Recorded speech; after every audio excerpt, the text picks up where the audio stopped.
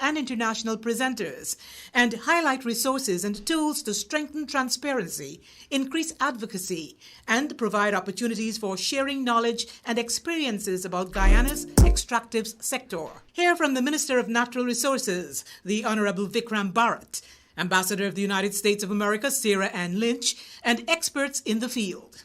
Register now at geitw@padf.org. Sponsored by USAID, implemented by Pan American Development Foundation.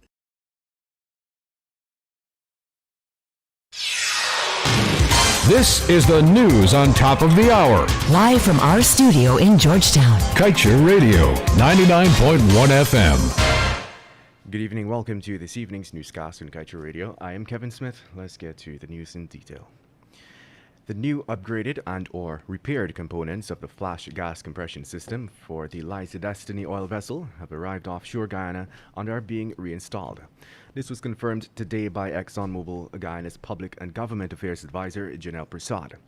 In her usual operations update, Prasad said the team remains on track to complete reinstallation and startup of the flash gas compressor later this month. In the meantime, Prasad said the company continues to safely manage flare levels to less than 15 million standard cubic feet of gas per day. On December 2020, Exxon had announced that the gas compressor issue was fixed, but during the one-year period, it had already flared 12.4 million, that should be 12.4 billion cubic feet of gas per day, equivalent to the removal of 1.6 million acres of forest. In simpler terms, this means that Exxon flared toxic natural gas that could have been offset by a forest the size of Region 2. And moving on, the National Psychiatric Hospital located at Fort Kanji Berbice is currently under the spotlight after a patient was killed and another injured during a recent fight among inmates. Dead is 41-year-old Ryan Sothgolam. The injured patient, who has since been released, was identified as 38-year-old Steve Roberts. Based on the events leading up to the untimely death of Sothgolam, Regional Chairman David Armagan disclosed that a patient ripped out a window and grillwork and used it to inflict the injuries sustained by the now-dead man. Regional Health Officer Dr. Sharma also revealed that Roberts sustained injuries during the same altercation at the facility, but could not say what was used to cause his injuries. It is understood that there was one nurse on duty at the time when the incident occurred. She removed herself from the hostile situation to seek help from other colleagues. And now let's tell you, ExxonMobil this week relinquished its majority interest in Ghana's deepwater Cape Three Points block located offshore. This was confirmed with Reuters, Bloomberg, and other international media agencies yesterday. Preba Arca, a spokesman for Exxon in Ghana, said that ExxonMobil is prioritizing near-term capital spend on the most advantaged assets with the lowest cost of supply in the portfolio, including developments in Guyana, Brazil, and the U.S. Permian Basin. ExxonMobil had acquired the rights to explore the deepwater Cape Three Points block in 2018. The U.S.-based company held an 80% interest in the concession. Over in Guyana, ExxonMobil, via its subsidiary Esso, operates the Stabroek block, that spans 26,800 square kilometers, more than 18 times the size of the block that was held by the oil giant in Ghana. The production sharing agreement insulates the Stabroek block operator to be exempt from various types of taxes. And moving on, the United Nations yesterday launched the Global Operational Network of Anti-Corruption Law Enforcement Authorities, geared towards empowering all countries with practical solutions and tools to track, investigate, and prosecute corruption. The network was launched as a complement to existing frameworks and in conjunction with the United Nations General Assembly's first ever special session against corruption. That session began on June 2nd and comes to an end today. Following the launch, UN Secretary General Antonio Guterres said that the network is a step in the right direction, while adding that it will enable law enforcement authorities to navigate legal processes through informal cooperation across borders. Guterres said it will also help to build trust and bring those guilty of corruption to justice.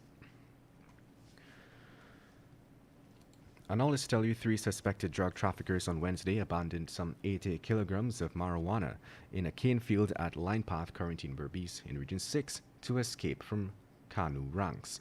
The bulky parcels found stashed in the bushes of the cane field, and the suspects, all male, ran away from the ranks sometime around 17 hours 30. According to a Kano press release, the officers were on day 4 of a surveillance operation organized to catch drug traffickers. On Wednesday, the ranks headed to an area called Go Dam to carry out a surveillance of a cane field. After 2 hours of waiting, stated Kanu, they saw 3 men walking through the cane field heading towards them. The Kanu ranks reportedly emerged from their hiding place to intercept the men, but when they called out for them not to move, the suspects decided to run away. And moving on, a minor on Wednesday reportedly fractured his co-worker's skull over an argument which they had at a birthday party held the previous day at 28 miles Unamiko, Upper Berbice River. Police identified the severely wounded co-worker as Kelvin Roberts of Mahaika. The minor, who allegedly fractured his skull, is 41-year-old Troy Castillo of East Bank, Essequibo. According to a police report, it was Roberts who first attacked and wounded Castillo, causing him to receive severe head injuries as well. Both men are currently hospitalized, but investigators are unable to visit the scene at the moment and take statements or carry out a proper investigation because of the severe flooding in that area. And to wrap things up this evening, let's tell you that 23-year-old man who was arrested for sexually assaulting a teenage girl admitted to detectives that he is guilty of committing the act. According to the police, the incident occurred on Wednesday in Bartica, in Region 7, and involving a 14-year-old girl. Sometime around 17 hours on the day of the incident, a police report was made and the suspect was later arrested. Police said he was informed of the allegation made against him, to which he admitted. He's in custody, assisting with the investigation. And with that, we've come to the end of this evening's newscast. I'm Kevin Smith. Thank you for listening. Coming up at exactly 19 hours 20 is the Glenn Lal Show. Tell it as it is. Do stay tuned. Kaieteur Radio. Covering Guyana from coast to coast. Demerara and Essequibo 99.1 FM. Berbice 99.5 FM. Kaieteur Radio.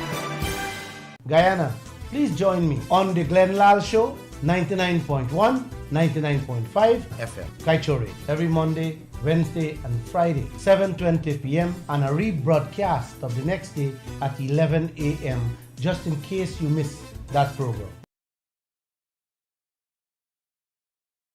Join Guyana's first Extractive Sector Transparency Virtual Forum from June 7 to 11 for an opportunity to learn about and discuss Guyana's ongoing pursuit of good governance and transparency in the extractive sector.